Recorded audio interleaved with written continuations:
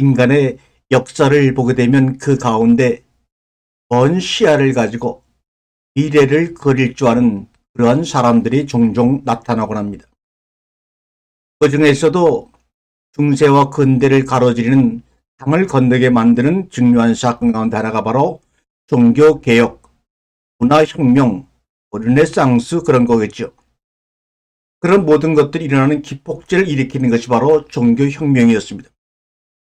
1400년도 말부터 1500년도까지 살았던 15세기의 마틴 루터와 같은 인물이라든지 칼빈과 같은 그런 인물들입니다.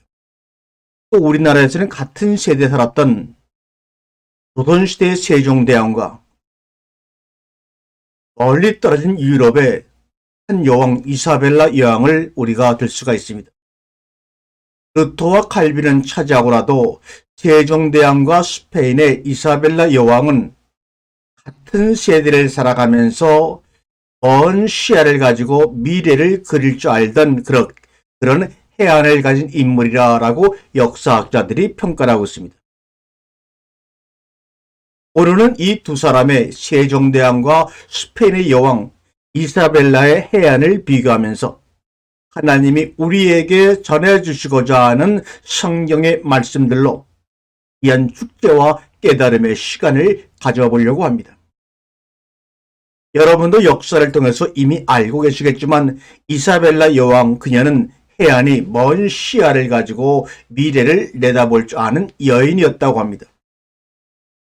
미래에 관한 꿈과 나라를 어떻게 하면 부강하게 할지를 꿈꾸던 그런 여인이었습니다. 그녀는 많은 정책 가운데 콜럼버스를 지원하여 1490년도 10월 12일 미국이 세워진 신대륙 아메리카 대륙을 발견했고 여러 가지 경제적 발전을 이루어냈으며 유럽에서 이슬람 세력을 쫓아내므로 카톨릭 여왕이라는 별명까지 얻은 아주 위대한 여왕이라고 유럽사에서는 이야기하고 있습니다. 이사벨라 여왕이 서쪽 끝에 해안에 있는 여왕이었다면 그 반대쪽의 동쪽 끝에는 해안을 가진 세종대왕이 있었습니다.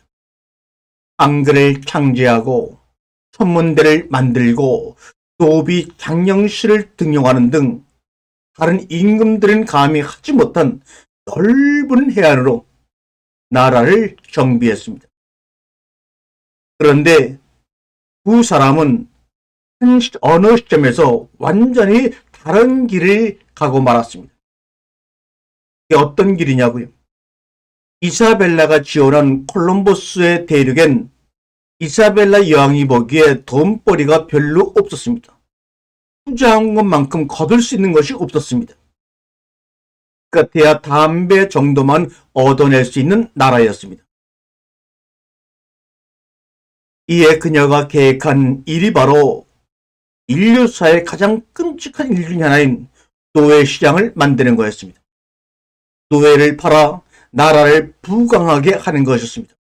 거기에 투자한 만큼의 투자 이상의 돈을 벌어들여서 자신이 다스리는 스페인을 부강하게 만들기 위해서는 저 아프리카 땅에 있는 같은 인간들을 노예로 만들어 팔아버리는 것이었습니다. 스페인의 여왕 이사벨라의 해안은 아프리카 사람들에게 아프리카를 살고 있는 그 지역의 모든 사람들에게는 지옥의 미래였습니다. 아프리카 노예로 만들어진 그들에게는 지옥의 미래였습니다. 마지막은 이렇게 인류의 한 지역에 사는 아프리카 사람들을 노예로 만들어 그들의 삶을 지옥으로 만들어버린 것으로 해안이 끝이 났습니다.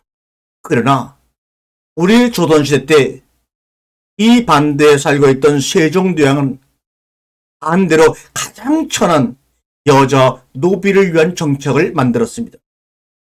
길을 지나다 임신을 한 채 일을 하는 여자 노비를 발견하신 우리 세종대왕은 마음의 국률이 잃었습니다. 너무나 안타까웠습니다. 그래서 왕은 그 여자 노비를 위해 출산 휴가를 만들어 줍니다. 지금의 출산 휴가 정책보다 한 달이 더 많은 휴일을 제공하고 게다가 남편에게도 한 달의 육아 휴가 기간을 줬다고 역사에 기록되어 있습니다. 겨우 이제야 와서 펼치고 있는 육아 정책을 이미 세종대왕은 500년 전에 앞서서 하셨다는 일입니다. 민주주의를 정치적 이념으로 삼고 있는 지금 이 시대에도 그렇게 파격적인 제도를 가진 나라는 별로 없다고 합니다. 세종대왕에게 경제가 발전하는 것보다 더 중요한 문제가 바로 백성의 안위였습니다. 그것이 이사벨라 여왕과 세종대왕의 극명한 해안의 차이였습니다. 베드로전서 2장 9절에 하나님은 우리에게 너희는 택하신 족속이요 왕같은 제사장이라고 말씀하십니다. 우리의 신분이 왕의 자리에 있다고 말씀하십니다. 우리는 이 이야기를 들으면서 잠시 우쭐해집니다. 우리가 왕과 같다고? 그런데 이게 과연 좋기만 할 것일까요? 뿌리 깊은 나무로 여러분이 들어가 보게 되면 똘보기는 세종대왕에게 감히 비아냥거립니다. 흥근히 좋으시겠습니다. 당신으로 인해 우리 아버지가 죽임을 당했습니다. 그런데 당신은 지금 이렇게 잘 먹고 잘 살고 있군요.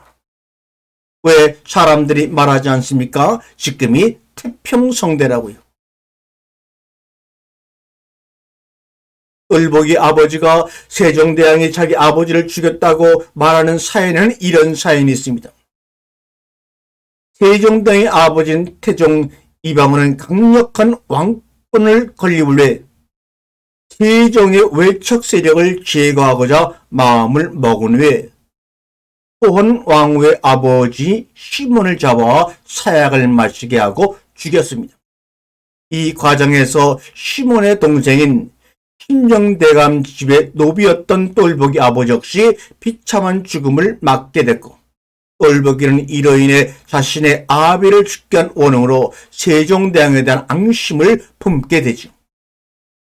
사실 태종이 다 한 것이지만 그 당시 왕위에 세종이 올라 있었지만 장성할 때까지 태종이 직접 다스리는 상황이었는데 똘보기가 오해를 한 것입니다. 똘보기의 비양거리는 그 말에 세종대왕은 화를 내지 아니하고 무엄마도다라고 하지 아니하고 이렇게 말씀합니다. 네 말대로 지금이 태평성대라고. 그래, 말 잘했구나 똘보가. 그러나 왕이 태평한 태평성대를 보았느냐? 난 너를 만난 이후로 너와 같이 지옥에 떨어졌다. 난 너를 만난 이후로 너와 같이 지옥에 떨어졌다. 세종대왕은 온몸을 부들부들 떨며 대답합니다.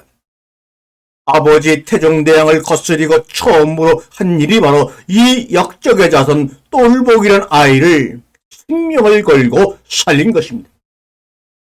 그를 잘못 알아들어 온 집안이 쑥대밭이 되고 똘보기의 아비도 죽임을 당했습니다.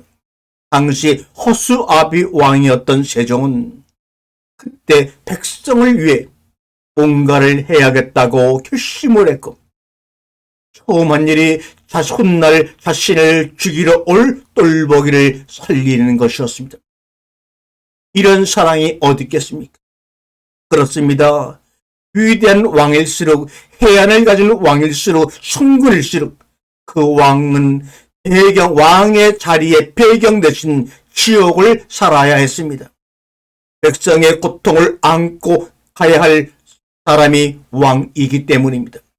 그들의 고통을 자신의 고통과 동일하게 여겨야 하기 때문입니다.